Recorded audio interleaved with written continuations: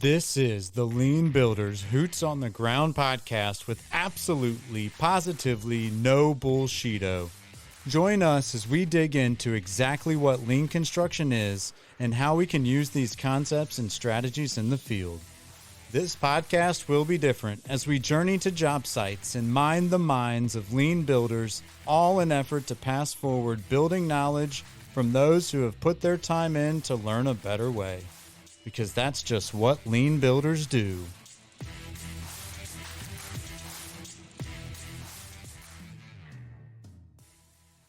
What's up, y'all? Adam Hoots here, the lean builder, Hoots on the ground with no bullshito. And today, I got my man who just shined in the last episode. We had him on with the GC that he's worked with a lot in the past, and the episode was so good.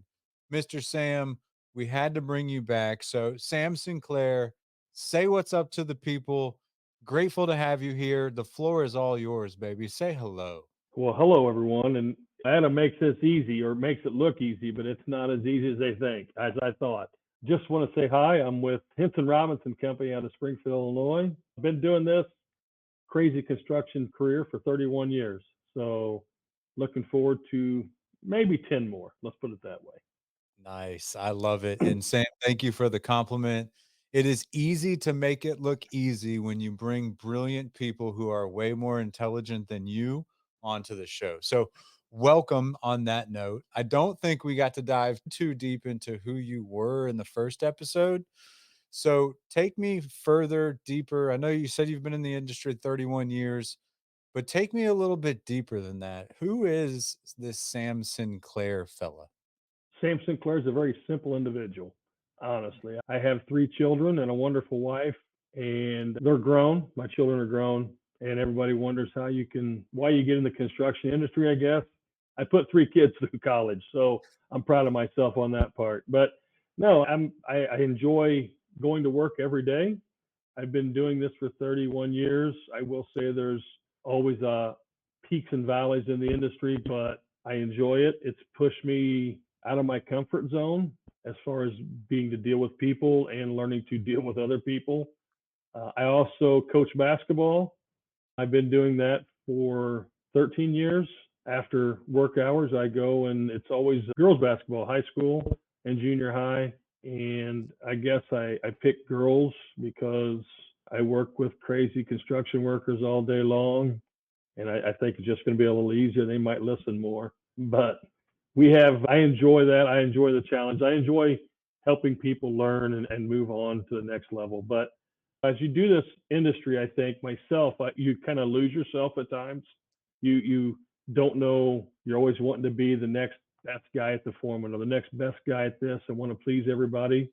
It's taken some challenges in my life, but I brought me back to my roots and do what I enjoy most, which is family and going to work and coaching basketball. That's really the highlights of what I like to do. What a beautiful statement. Yeah. So I want to dive in deep there. So you put 3 kids through college. What can I ask what colleges or who do you root for in college? Well, my oldest, I'll say his name's Luke. He went close to home, so there is no college. He went to junior college in a small local college here, so that Yeah. one's off the table. My middle one went to SIU Edwardsville. Again, not very good at the big time college, but he went to SLU Law School. So I can take a little SLU. My daughter went to Murray State, which is a basketball program. So I guess if I had to pick one for my kids, it'd be the Racers from Murray State. I love it. And if I could just flex on you for a second, I'm a Clemson fella, but the University of South Carolina here is absolutely on fire. What any thoughts about Miss Dawn Staley and the work that she's putting in down there in the Gamecock Nation? Yeah, I want to start with congratulations on winning the national championship. And Again. 3 times, I know. But I will say this, you can't teach height, man. When you get 6'7", 6'5", 6'4", she has to be doing something right to recruit that down there. But no, I respect what those girls coaches do. I would never want to be a college coach, man. That's a full-time gig and probably longer than construction hours. and No, probably a little tougher. no doubt. But I'm a huge Dawn Staley fan. I'll tell you, yeah. she said some things in her post game conference. One, just mentioning God and sticking by her beliefs, even though she's been criticized for that in the past. But she also mentioned something about how when parents raise their children, they try to make them as comfortable as possible. And my wife and I were sitting back reflecting on that. And then and she went further and said, I love you so much that I want to make you uncomfortable and I want to put you in stressful situations and I want you to like see what you can do and perform when you end up in those situations. And you mentioned being a little bit uncomfortable as well. What kind of things what kind of things get you in the uncomfort or discomfort zone? Oh, the uncomfort zone is those tough conversations, honest. Mm, Whether that be, and I'm going to make this, oh, I hope my wife doesn't watch some of this. I'm going to make that as like family. I start there. That's probably the most important thing in my life. My dad told me, and this was his value going through life was no matter how many friends you have or how your coworkers are, you can only really trust the core family that you have around you. And so you never, that's somebody's going to be with you nonstop, day in to the trenches. When you're the lowest of lows or the highest of highs, they're not going to run and hide. So that's kind of where I'm at. But even an uncomfortable thing when I talk about that is a tough conversation. And it's even with my family. I see myself more as a pleaser. So that's kind of that tough conversation is the most uncomfortable thing for me to have, whether that be with wife, kids, coworkers. I can honestly, I can probably go back several times and where things go wrong, and I'll just take the blame and I'll just take the abuse and move on because deep down in my heart, I know I'm right.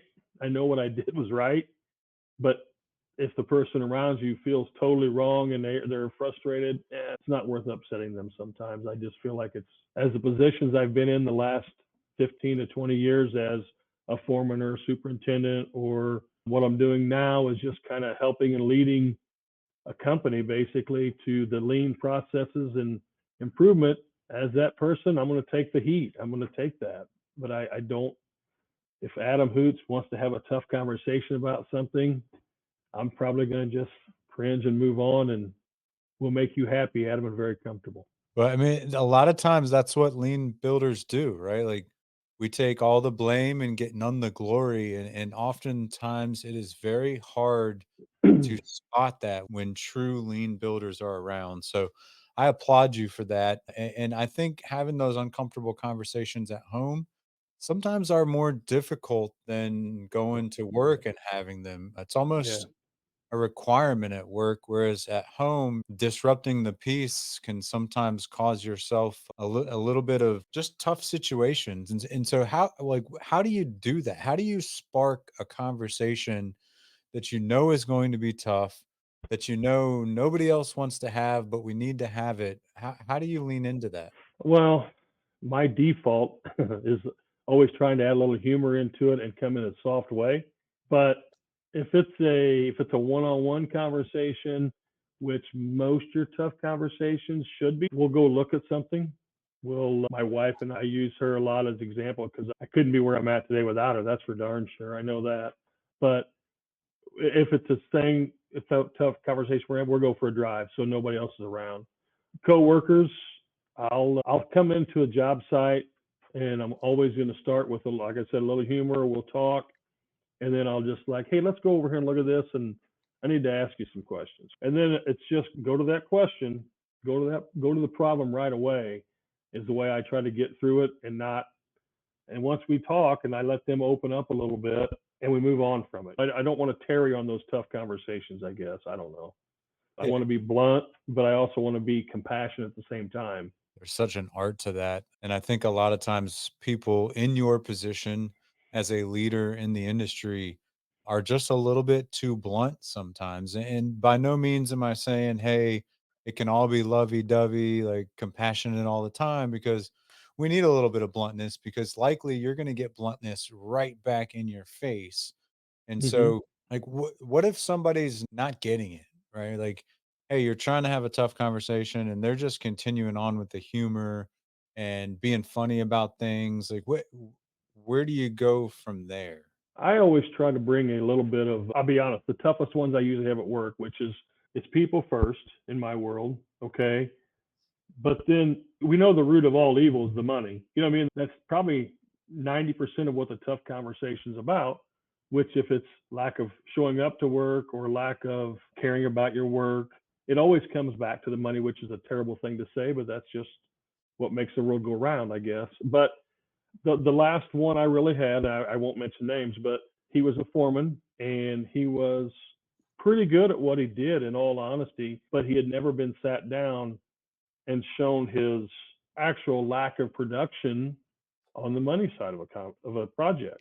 So I started it with if he enjoys his job.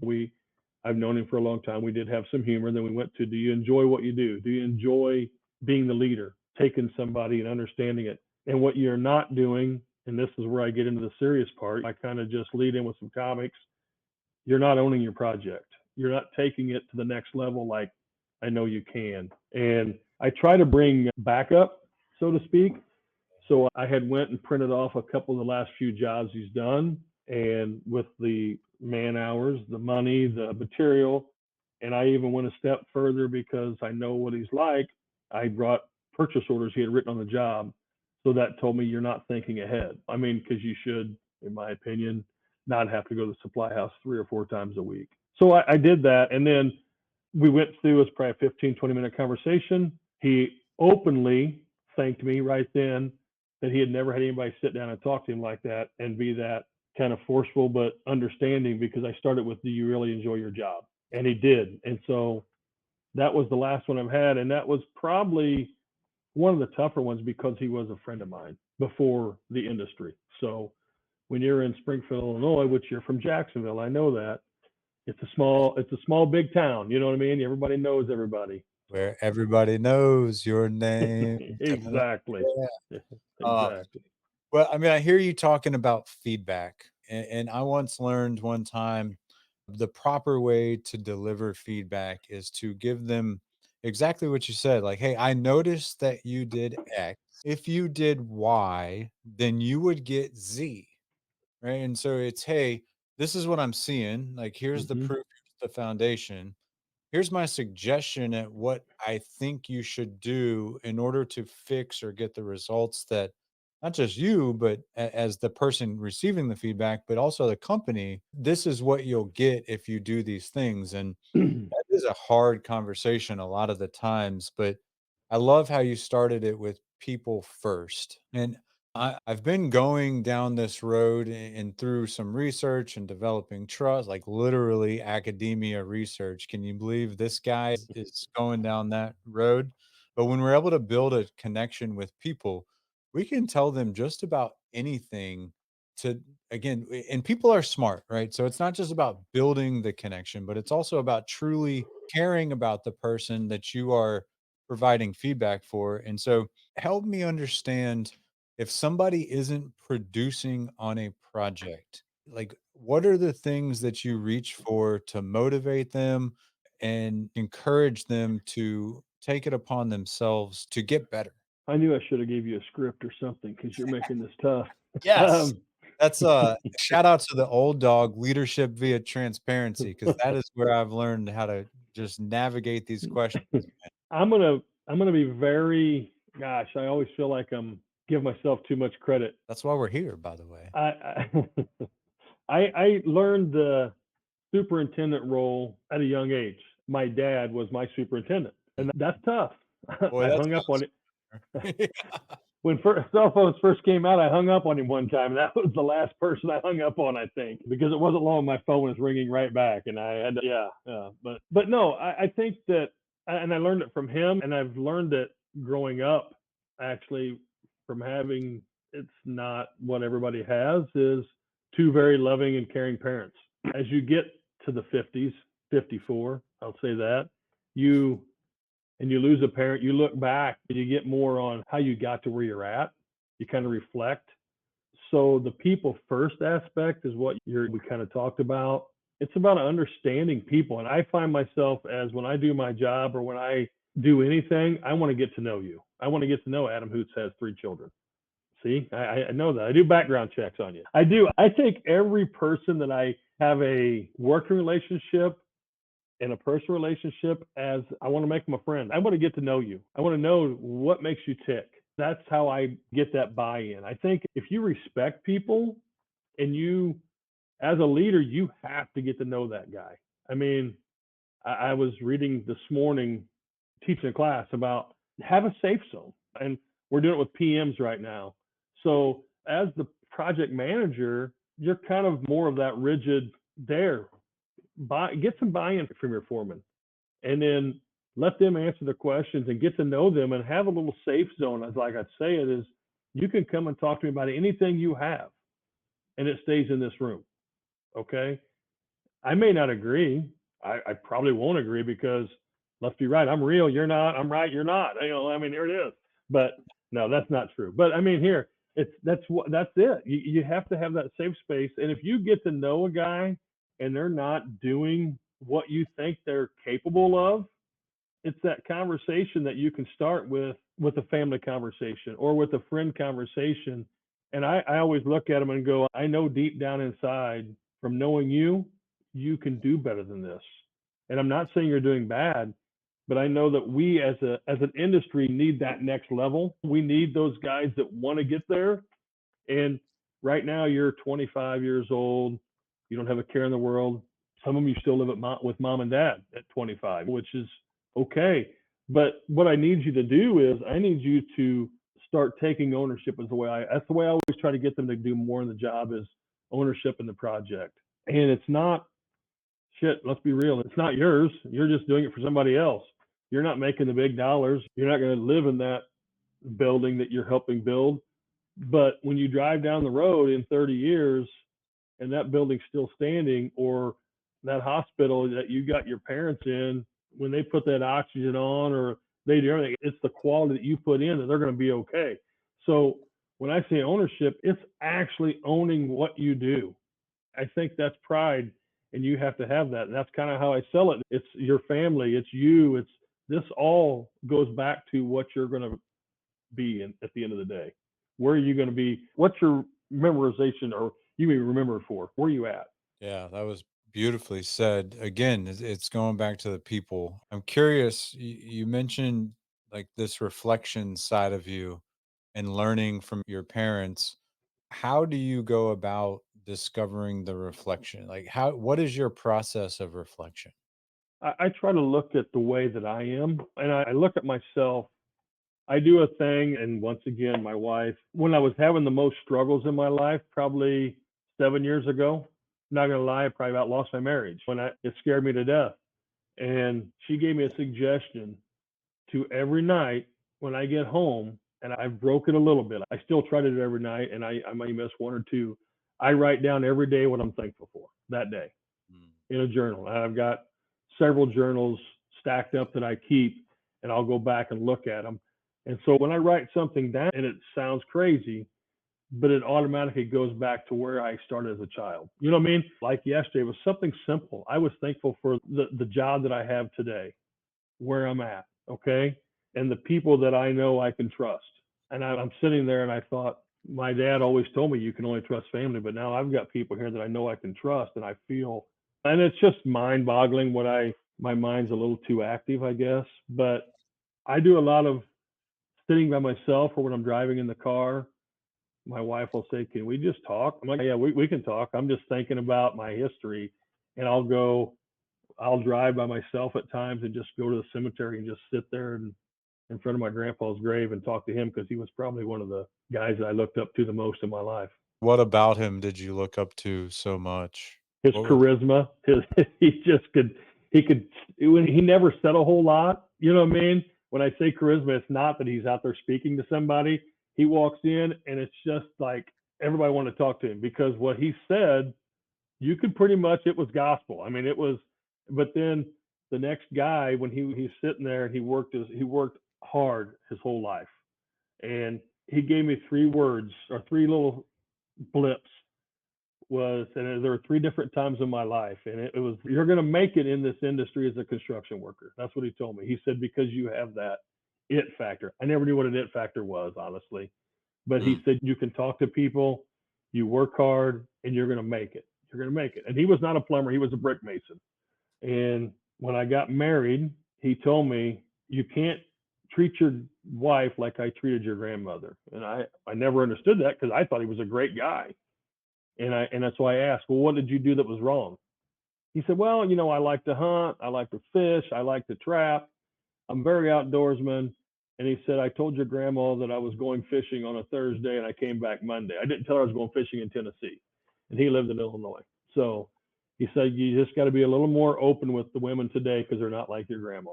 I said, okay. So I put that little nugget in my pocket and I break that out every once in a while when I want to go do something. Hey, I'm going to go do this, but I'm not going to Tennessee. She knows to laugh at it. And then I know that's where my family roots came from because he always says the same thing. I knew where my dad said family is the most important thing. That's where it came from him. So he said I had 7 brothers and sisters, and our house was so small and we couldn't pay the heat. We just slept close together in one bed so we could share body heat. Oh, yeah. So have you discovered what the it factor is yet, or are you still searching? I think that's something you always search for. I do. I look at myself as it as being honest. You know what I mean? I think I'm a pretty honest individual. I mean, I always tell my kids if one lie leads to the next one, you're going to be in trouble. It may hurt my feelings, but tell me the truth. And that was at a young age. But no, I don't know what it is. I don't. I know that I like to like people like me. Maybe that's it. I don't know. I'm a pleaser. So is that it?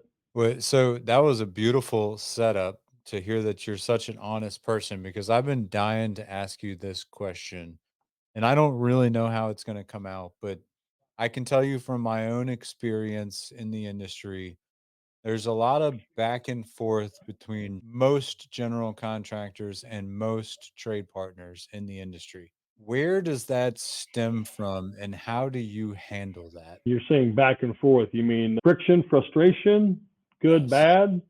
Yeah, friction and frustration. That's a really politically correct way to say it. Well, I didn't used to be politically correct. So let's go back to Okay. Yeah, take me back there. Oh it. yeah.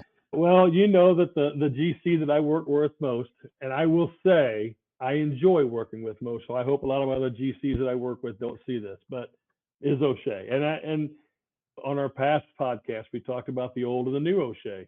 But the friction is my role as a foreman, and I know a lot of trade partners won't agree with this, and I've tried to push this onto the foreman that I deal with, is my role I always felt was to make who's ever working above me life easier. When I have a problem in a GC, I'm just very blunt to say the least. If I think that your path on the job is way offline, I'm going to tell you that. I'm going to tell you that it's not the best way to do things. And how is Now, that received?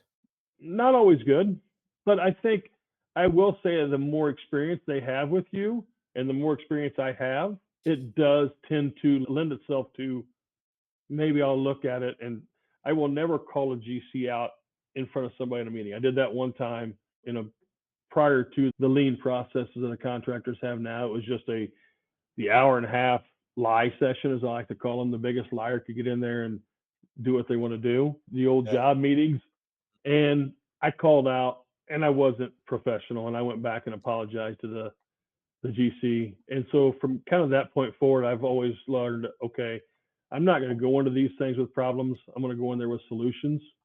And it's taken me 31 years to admit that a general contractor has a lot on their plate. And I've learned that probably more on the lean coffees and those kind of things, listening to, oh, Buddy and those guys come in at 5:30, 6 o'clock in the morning. And I know the plumbers are rolling in at like 10 till 7. You know what I Yeah. mean? I know they're coming in there right at the last minute and they're going to hit it and go. And they don't care what anybody's got going on that side. We don't care what you're doing. We got to get our water lines ran or we got to get the underground done. Yeah. And so it's taken me a while to learn that the GC has more on their plate, and especially in today's industry. But I think that the friction, well, I'm getting off topic here, but the friction is, and the feedback is, you have to understand their role and your role to make our whole project work together. And To do that, it takes you to be open and you to put some of your ego aside a little bit, let them do their job at the same time. Yeah, I hear you talking about empathy, and boy, do I struggle with empathy. Maybe that's all my years in the general contractor business. It quite possibly could be, and I want to come back to that ego thing. But what could general contractors do to have more empathy or alleviate that friction or frustration that you spoke about? What are the things that they can do to mitigate that? From my point of view, it's be open. Let's Everybody wants to have this schedule. And I know the owners dictate when this job is going to be done, but the biggest friction on any job site, I think, is the schedule and trying to shove it down your throat. What When you got to be done. I mean, there's nobody that wants to go in there and lose money. There's nobody that wants to go in there and drag this job on. But just realistic buy-in from the trade partners, which I know that goes to the pool plans and the tack plans and the getting all that together. But as I've said, we don't have all that here, and we're still in a really competitive bid market in a lot of Yeah. our state work and our plan and spec industry in this area still. But to get a team on board and to just listen to the foreman. I mean, your trade partners. I look at. I mean, there's been some general contractors that I thought that they shouldn't be allowed to carry a hammer or a drill gun or even a blueprint because they just don't. There's just nothing right up here. You know what I mean? And I'm thinking, I know. wow. But Yeah, I know those people too. I might have been one of those people. I don't know.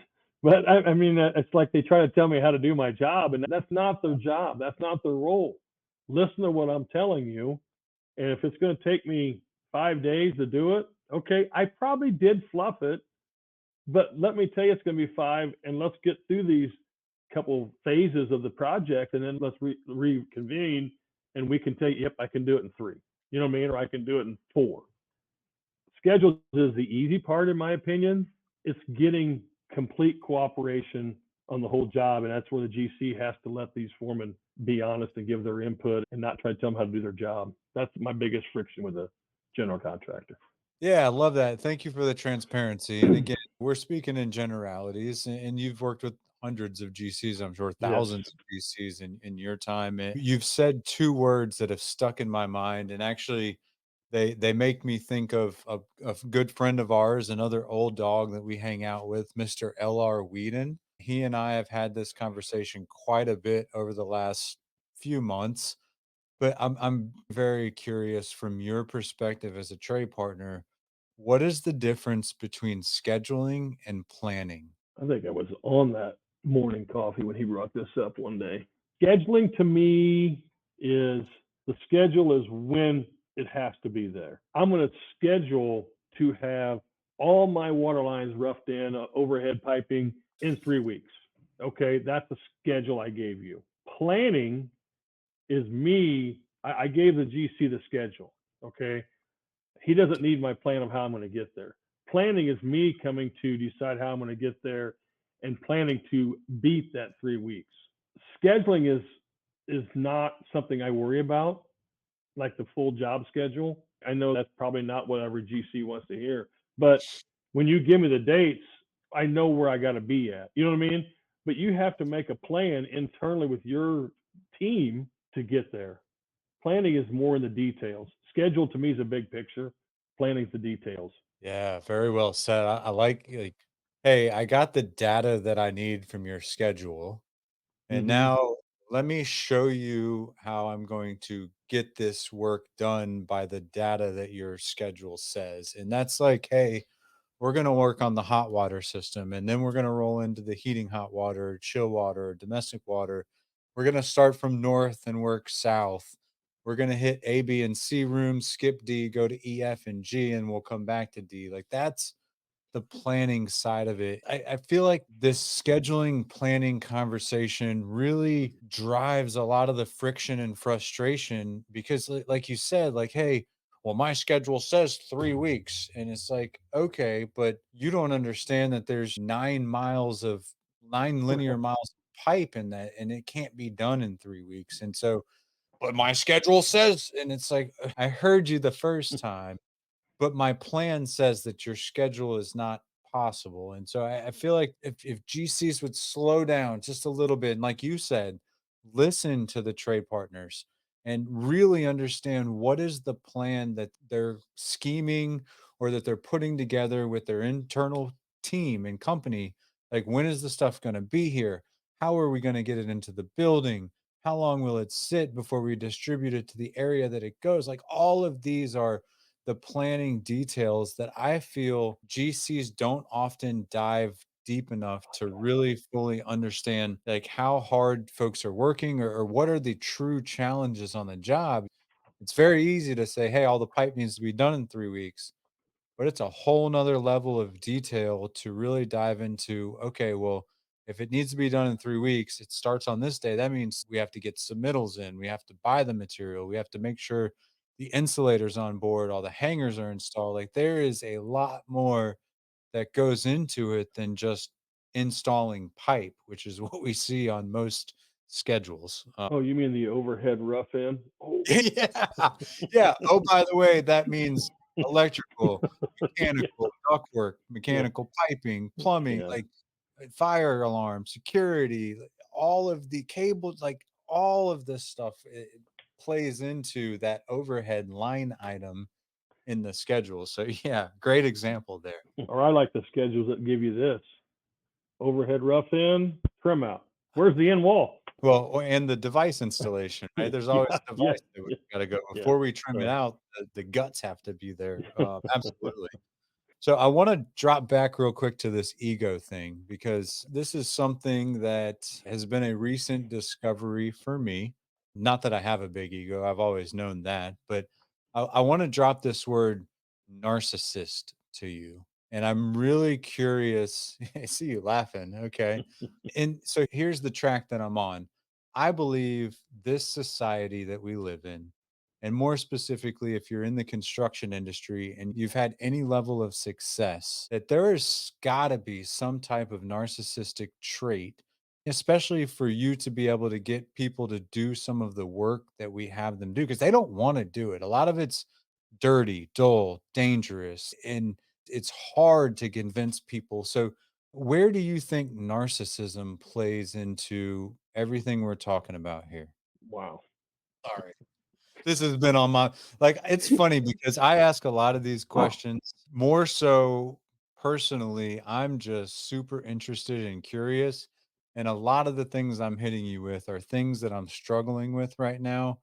And to just get your reflection on these is huge for my own selfish learning. And again, maybe that's the narcissist in me. I don't know. I'm There you just, go. You got it. We're yeah, done. maybe we are, but I But just no. super curious where you um, land there and what that means to you.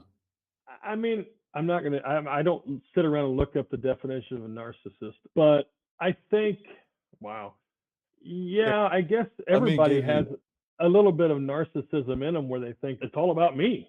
You know what I mean? It's I'm the best. Is that kind of what you're thinking? You know what I mean? Is that a narcissistic person? Is yeah, let me give you, so here are some of the traits of a narcissistic. Well, again, I want to be very careful here because there is an right? actual personality disorder where people are like, look at me, grandiose Yes. plans and die. But there's Right. also narcissistic traits. And those look like a lot, and this is just straight up a Google search of narcissist meaning. Those are lack of empathy, which we've already touched on a little bit. Those are entitlement, manipulation, arrogance, condescending, haughty. I'm not really sure. I have to look that one up, but disrespectful of Right. boundaries, right? And everything I hear when I think about a toxic environment that I've experienced in construction, and again, I've led some of those things, and so I'm not disqualifying myself from any of this. It's just I this think recent kick that I've been on. I think everybody. The one word that you really kicked out right there was manipulation. Yeah. Okay. We just discussed this morning. It's funny that you bring this up. A guy asked you the difference between manipulation and influence. I'm like, well, influence to me is getting to know somebody, getting them to want to do it because they want to do it, not because you want them to do it. I want to influence you to be the next best, whatever it is. If you're a car salesman, I want you to understand here, you have to talk to people in this manner. You have to learn a little bit about this. Okay. If I'm going to manipulate you to be that, here, this is what I do. You have to do it this way. I'm going to force you to do this. Okay. So your narcissistic traits in the construction world and your arrogance is, I'm a confident individual. You're a confident individual, I would think. You know what I mean? And you wouldn't be if you're not doing this podcast. That makes a confident individual. That doesn't mean you're an arrogant individual. There's a difference between arrogant and confidence at the same time. Okay.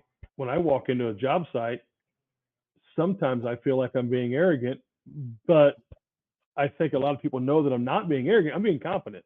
I can promise you, I feel I can tell you how to get a situation taken care of. And I don't believe that narcissism for me, now there might be, my kids might tell you I'm a narcissist or something like that. But I mean, but for me, it's, I don't think I ever pull out the, hey, you're going to do what I tell you because I'm me. It's kind of like that leadership role that, do you do it? I want people to do it for who I am, not what I am. Just That's because good. I'm your boss, that's not why I want you to do it.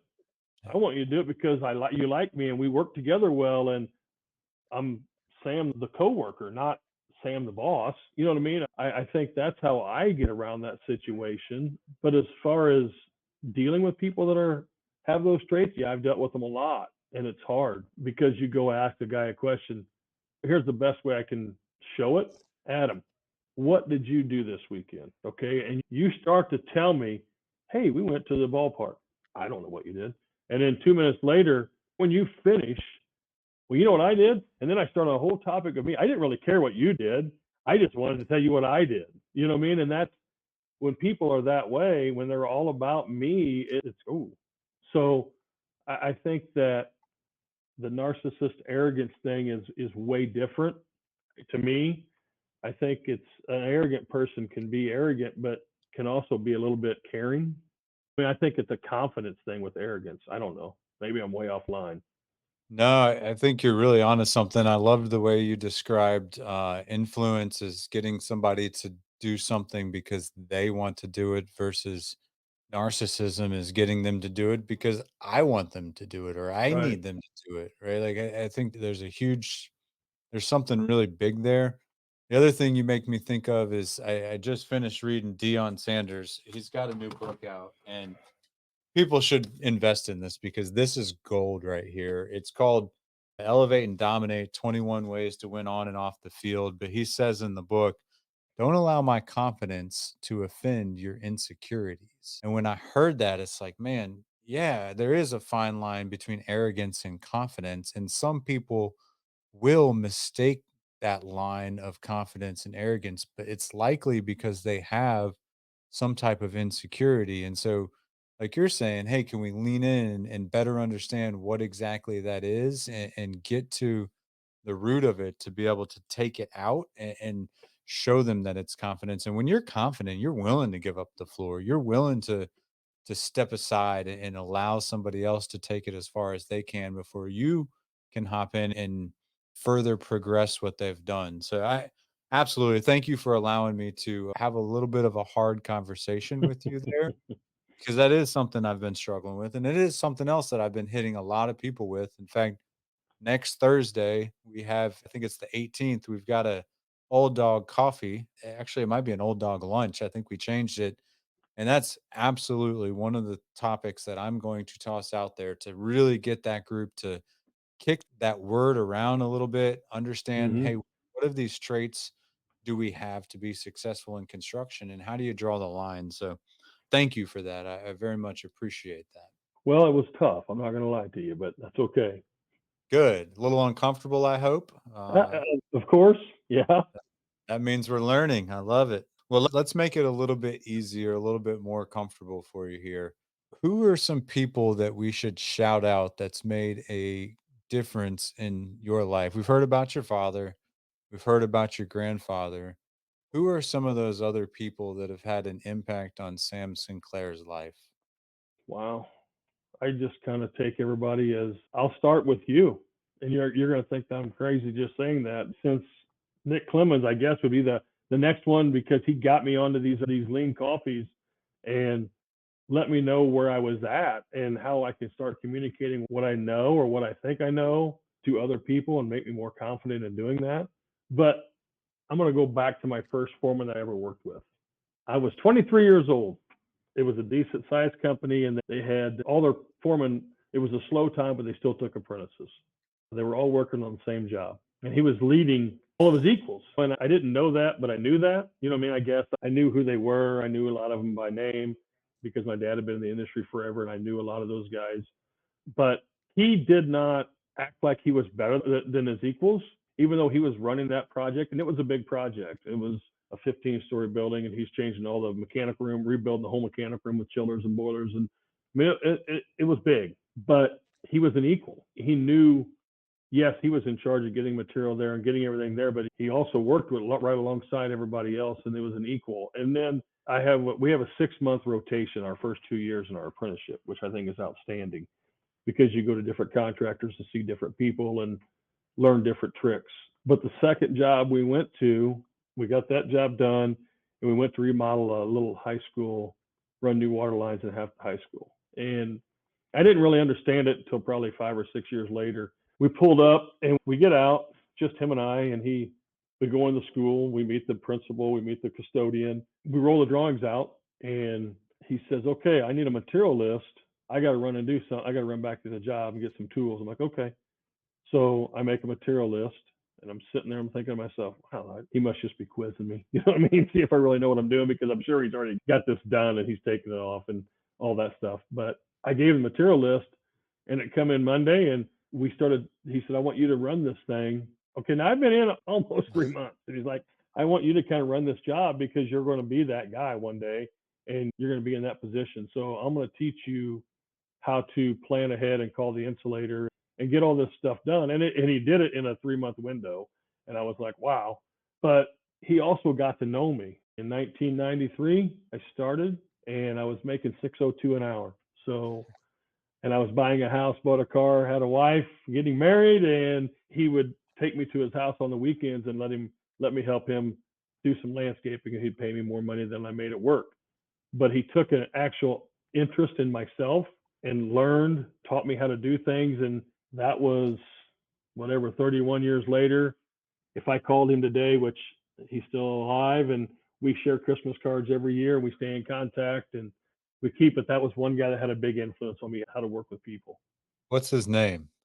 Dwight Van Pelt. Dwight Van Pelt. Look what you He, started. he told me, he said, I'm going to let you come to my house, and you're not married yet. And I've got a daughter about your same age, and I do not want another plumber in the family, just so you know. That's it. That's awesome. That's so cool. So we've almost got the whole podcast by, and I've got this like golden question that I want to know more about Henson Robinson, because you were at one place for a long time, and just in the last year or so have made that switch to a new company. What attracted you there?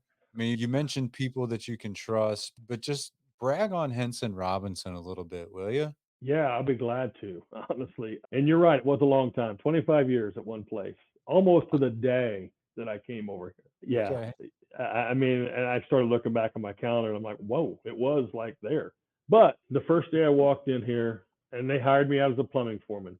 Or as a pipe fitter foreman, had no idea. There's Henson Robinson, Petersburg Plumbing and Excavation. Okay.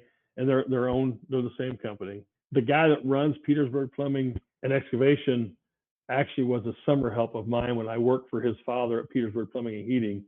And he's always told me, there's a job here for you. I don't know what it'll be, but we'll figure it out. I'm like, okay. So when I walked in the door the first day, and it was funny because we'll go back to the confidence. I won't say arrogant. We'll go back to the confidence part. I walked in like I knew everybody, like I knew what I was doing. I had no freaking clue. I was a nervous wreck, but they weren't going to know that. Yeah. And I hear a roofer that I've known for years go, what the hell is Sam Sinclair doing here? And I just chuckled because I just kept on walking, not turning around, not going back. And but right away, the first day, they just bring you in, and it's like, get to know everybody. You do your onboarding, you do your walk around, you do your talking. And I've been here since December 18th or 19th. I don't know. It's not been very long. And the one thing I will say is it's a family. Of course, I came around Christmas time. So, of course, the second Friday was Christmas Eve or whatever it was. And they closed down on that Friday, which is most contractors do. But I'm thinking that's pretty cool. Then New Year's Eve, we had a little get together. And then I didn't ever know what it truly meant to be welcome. You know what I mean? At a new company, I don't know how you can actually feel comfortable in the first 2 or 3 weeks, but I did, and I felt like I could go say whatever I wanted to anybody, and they would come and ask me questions like, "Hey, when you were over there and you did this, how can you help us in this aspect?" Okay, and they are leaps and bounds ahead of contractors this size and in this area as far as professionalism. That's the key thing that I picked up here in 5 months. Everything is, if you're a professional, everybody has a Henson Robinson shirt on.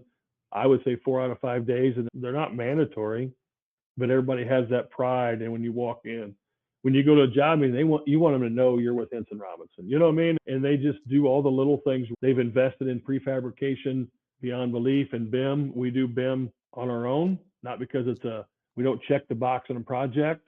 We'll go out and we'll scan a project, we'll prefab it. Right now, we're probably fabbing, because I've been kind of helping set the fab shop up, so I should know these numbers, but I don't. We're probably fabbing 30% of our carbon steel that we send out on projects. That's an impressive number. Our goal in the next 5 years is to be at 90, honestly. Wow. And they kind of gave me the power. I showed them pictures of what I've done in the past, and I built tables, and they showed me they've been to other mechanical contractors in Seattle and Chicago, and they've been checking their fab shops. They've been doing their homework, which impressed me also as a company that does their homework before you dive in. So they gave me some pictures, and I had some tables designed that I want to draw up and do for our prefab on plumbing. So I took it, drew it, sent to the sheet metal shop. They built it, called O'Shea. They gave me a little bit of material that I needed because we have that relationship. I called Nick. And so we got a table that you can pitch 16 feet, 8 inches per foot, set your carriers on it, and build all your plumbing carriers right there on the table. Or you can pitch to the middle and have them going both ways, 8 feet long. So, and that's an investment. And we're on 2 right now. We've set up 2 shops. We're building plastic. I wanted to do underground plumbing. We've done 4 schools right now, and knock on wood, only one mistake that I know of. I think it was a fitting wasn't glued, and they're hitting the walls and they're hitting the marks. And so it's just a friendly environment and a professional company that is employee owned, which makes it, I kind of feel like everybody's the boss. You have the VP or the president, but if I go talk to the direct PM of the heating mechanical piping side, he's an owner and he cares, and they just all care. We'll have a Friday afternoon bourbon session once in a while at 3 o'clock or 2:30. You don't get that everywhere. You don't get that feeling. And when you walk in as an outsider, as I always tell them I was your competition for 25 years because we were in the same line of battle all the time. And for them to come in and let me come in here and do what they're letting me do, it's nice. It really is nice.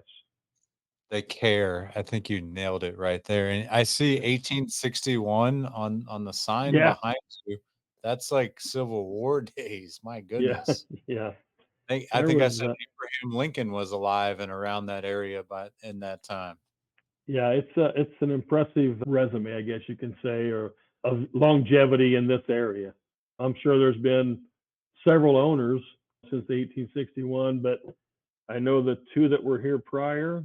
I worked as an apprentice in my second year when they were in their old building across town, and they didn't really do much piping at that time. It was more service and sheet metal and roofing. They started out, I think, with roofing, and they kind of went in the mechanical side. But so to kind of come back, and I teased a couple of them that were here when I was a second year apprentice, that you guys are a little bit older than I thought you'd be still working here. But there's 2 of them, and they're like, man, quit telling us that you were here that long ago, because that means we're here that long ago. That's awesome. But thank you for that. It seems like a beautiful company. I love following them on LinkedIn, highlighting people. Whenever I see companies posting about their projects, I always respond and I say, I don't care about your project. Show me your people. And I just love what y'all are doing. So shout out to you and them for being different in the industry. I absolutely love that. We are coming down to the end, and I got 2 questions. The first one's pretty blunt, as you like to say. What's a word or phrase that drives you nuts? No, or I Ah, can't. I can't yes. Amen. Why? because you can. I mean, you can. It's not. I always told my kids to never tell me you can't do anything. And I have people that have in the past told me you can't do that, or Sam, you'll never be able to do that. Oh, bullshito, I will too. I'll prove you that I can do that. I make sure of it. So it's just I can't. That's my word. I don't like that. That's what lean builders do, baby. My dad used to say, "Give me enough money and enough time, and I'll make the world Yeah. spin backwards." I love it. Last thing here, I just want you to take it out, man. What's your message to the world? What do you want to leave? Your legacy? What do you want to tell the Lean Builder Nation to make us all better people? Well, first I'll start with thanks for having me on here. But let's go with it's a people business and it's respect. Until we learn to respect everybody and know that they can do their job and give them it's not give them enough rope to hang themselves, but give them enough comfort and respect to do what they know they can do. And I feel like funny you asked this. I just had my icebreaker question today in the class was if you had a biography, what would the title be? You got good ones, so, man. so, Woo. so it was like mine was I want to be caring. I'm a caring person. I've always been that way. I said that was my what I want it to be. The reality would be it'd be the pushy caring person. So, but just respect people. Let's get out of here and let's make this world a lot better. This industry 100 times better, and start it today. I know that I've had people make fun of my little hashtag that I put on everything. It's on my emails, but at the end of the day, it's about getting better every day. That's it. That's what lean builders do, baby. Appreciate you coming on, Sam. Thank you so, so much. You are just a genuine person, and I enjoy and appreciate being connected with you, man. You're the jam. Thank you so much.